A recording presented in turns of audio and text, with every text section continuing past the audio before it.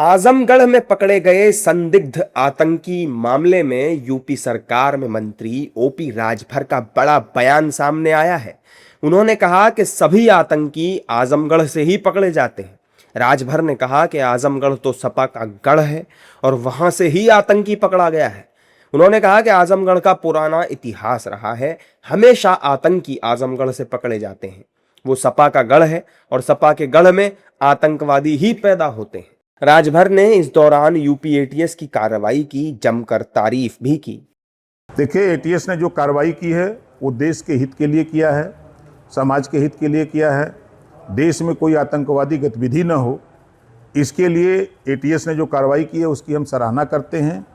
और दुख इस बात का है कि वो आतंकवादी आजमगढ़ से ही गिरफ्तार होता है। अब आजमगढ़ में ऐसे लोगों को पनाह मिलती है जहां समाजवादी पार्टी का गढ़ लोग कहते हैं, तो ये समाजवादी पार्टियों को संरक्षण मिलता है का इन लोगों को। ओपी राजभर के इस बयान के बाद सियासी बवंडर खड़ा हो गया है। उनके बयान की जब चर्चा तेज हुई तो एक बार फिर वो सामने आए और कहा कि जहां से सपा के सब विधायक हैं, सांसद सपा के हैं, ब्लॉक प्रमुख सपा के हैं, तो वो उनका घर ही हुआ ना।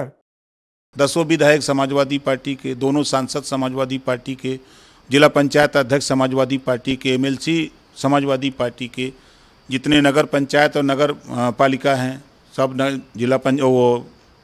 समाजवादी पार्टी के, 22 ब्लॉक प्रमुख और 22 में सबसे ज़्यादा ब्लॉक प्रमुख समाजवादी पार्टी के। इस नाते समाजवादी पार्टी के लोग अपना घर समझते हैं कि समाजवादी पार्टी का ये गढ़ है और घर है। अखिलेश यादव जी भी वहाँ सैपाई जोड़ कर वहाँ घर बना लिए हैं, जानकारी है ना। अब बताओ, जिसके घर में आतंकवादी पकड़ा जाए तो उसको क्या कहेंगे? समाजवादियों का संरक्षण है ना, तब ना हुआ टिक रहे हैं। जहाँ 10 गो विधायक, 2 गो सांसद हैं और समाजवादी पार्टी के गढ़ मतलब घर, जिनके घर में आतंकवादी को पनाह मिल रही है। इस नाते मैंने कहा कि क्या वजह है कि समाजवादी पार्टी के गढ़ में आतंकवादी पकड़े जा रहे हैं। एक सवाल खड़ा है ना। इस पे अखिलेश यादव जी को बोलना चाहिए, बताना चाहिए कि हमारे समाजवादी पार्टी के जो हमारा गढ़ है उस गढ़ में आतंकवादी कैसे रहते हैं। इस पर उनको खुलासा करना चाहिए। राजभर के बयान पर समाजवादी पार्टी भड़क गई। सपा कह रही है कि बीजेपी और उनके साथियों में और आतंकवादियों में कोई फर्क नहीं है।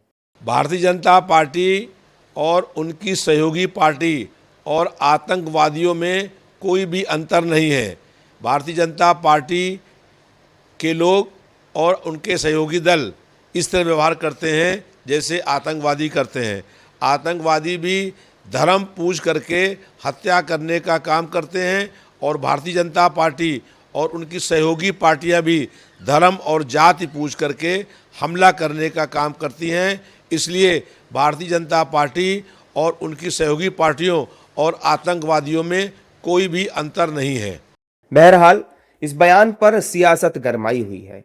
यूपी एटीएस ने आजमगढ़ से मोहम्मद शेख को गिरफ्तार किया था। इस आरोपी पर पाकिस्तान स्थित गैंगस्टर शहजाद भट्टी के आतंकी नेटवर्क और आईएसआई से जुड़े तत्वों के लिए काम करने का आरोप है।